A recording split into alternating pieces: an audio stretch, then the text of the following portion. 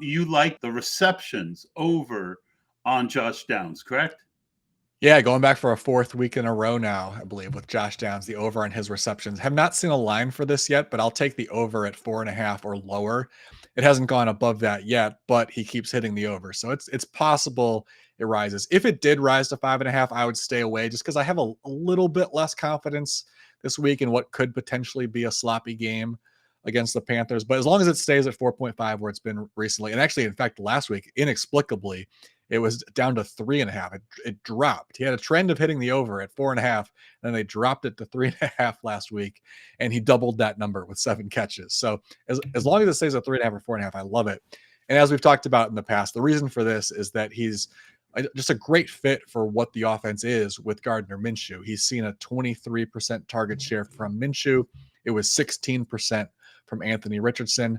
The reason that trend plays out, it's not necessarily because Minshew likes him more. It's just because Minshew has to get the ball out quicker, whereas Richardson has the ability to hold on to the ball for longer. And with Minshew in the quick passing game, Downs, he's able to get open quickly from the slot. It just works really well for what the offense is with Minshew in there. All right. I'm on Team Downs, one of my higher owned best ball guys. We're going to skip the guy who's second on the list to go to our other returning hero, the return of TJ Hockenson. And as if you've been following the show, you won't be surprised that Ryan is in favor of the receptions over once again with TJ Hockenson. Yeah, I'm on the over on his receptions, and I was actually excited to see that it's available at 4.5, which is a drop from where it had been at 5.5 for quite a while.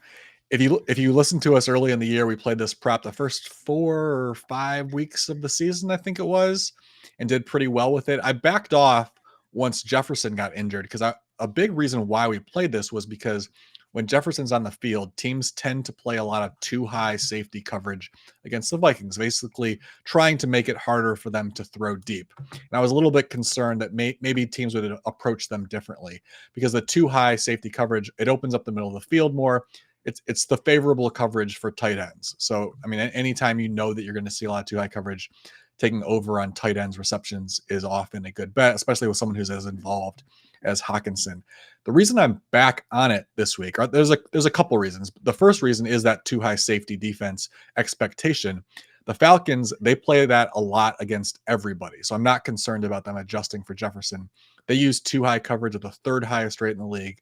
56% of the time they're in too high coverage. So this bodes well, even with a rookie quarterback, even without Jefferson. This bodes well for Hockenson seeing a really high usage. The past 3 weeks without Jefferson on the field, Hockenson has seen a 30% target share versus too high coverage. So if the Falcons are in this half the time or over half the time, he's gonna see a good workload in this game. Speaking of the Vikings, let's go with a haul of a prop. Yeah, I'm gonna be on the over on Jaren Hall's rushing yards. Have not seen a line for this yet. I'll take it at 19.5 or lower. I'm kind of thinking it probably will be available lower than that. And if it's much lower than that, then my confidence goes up a lot. To try to gauge where it might be, I was thinking maybe it would fall in line with where Bryce Young opened the season, because they're very comparable in terms of their physical tools. Smaller quarterbacks, good running ability, not super strong arms. And Young opened the season at 12.5 was his line. So maybe Halls falls in that same range, in which case I would love it because I think he's going to run the ball in this game. One of the reasons for it is just that was a pretty big part of the offense at BYU last year. He averaged 6.2 rush attempts per game, excluding sacks, 32.9 yards per game.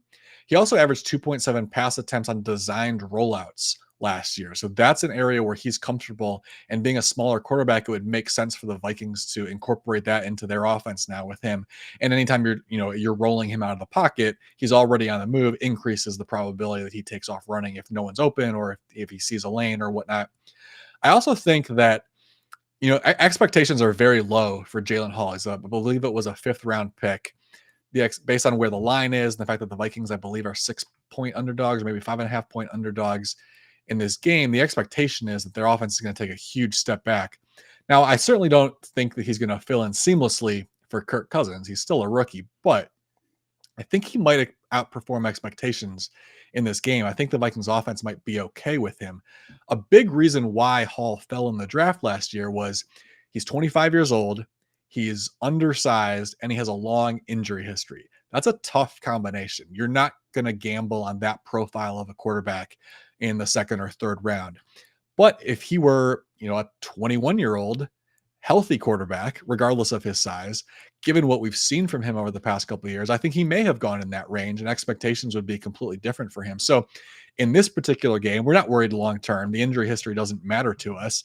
Now he's actually a 25-year-old quarterback with a lot of experience who is probably more NFL ready than a lot of the rookie quarterbacks that we've seen so far this year. And we have seen a lot this season. So I actually think that he might do okay. I think he's probably better suited for stepping in and short notice in this game for the Vikings than a lot of the rookies around the league, and their offense might be okay. So that also plays, going back to the TJ Hockenson prop, that plays into that also. I don't think this offense is going to struggle mightily just because Hall's in there. I think he's capable of, to an extent, picking up where the offense left off with Cousins. That's a really interesting take, especially as we head into the DFS portion, because his salary is 4,800. It is the wildest week at quarterback that I've ever seen. So I look forward to breaking some of that down in a little bit. Let's go to another team, the Cleveland Browns. Amari Cooper, you have a prop for us, Ryan. Yeah, I'll probably be on the over on a Cooper's longest reception in this game. Have not seen a line. Actually, haven't seen any props for this game available. Most likely because the Cardinals quarterback situation is still kind of up in the air. But I'll take this as long as it's available at 23.5 or lower. I'll be on the over for his longest reception. And it's really all about the Cardinals' terrible defense. They're allowing 2.9 completions per game of 20 or more yards. So really anyone who's consistently used as a deep threat in their offense, you're going to want to look at the longest reception against this Cardinals defense. They just can't defend downfield. On throws of 15 or more yards downfield, they're allowing a 65% completion rate. That's unimaginable. I mean, that's the kind of completion rate you expect to see on short to intermediate throws, not the deep ball, not 15 plus yards downfield. It's unfathomable that they've been this bad, this deep into the season, having a number like that. And so, the Browns, their quarterback situation, I don't believe they've announced who it's going to be for certain yet, but it doesn't really matter to me because they've been terrible against everybody. So, Cooper is really their only deep threat. That he is the targeted receiver on just under 50% of their throws at 15 or more yards downfield. So he's going to see multiple opportunities down the field against this defense because the Browns would just be fools not to challenge this defense as bad as they've been. And I think he's going to catch at least one of them in this game. You have a prop for a Bear quarterback.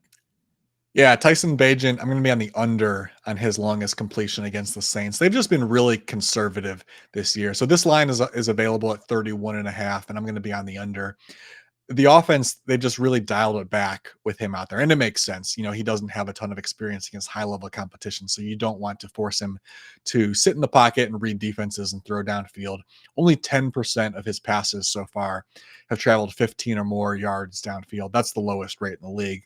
And I think against this Saints defense, you have even more reason to want to be conservative. They're allowing a 28% completion rate at 15 or more yards downfield, and they generated a 10% interception rate on those throws downfield. So they're an opportunistic defense. You don't want Bagent putting the ball in harm's way. So you're going to pick a couple spots where he's going to throw downfield, but I don't think they're going to throw downfield enough that we should be concerned about them completing one of those long passes. He only has one pass of 25 yards or longer through his first 2.5 games in the league. So this is not a very explosive offense with him out there.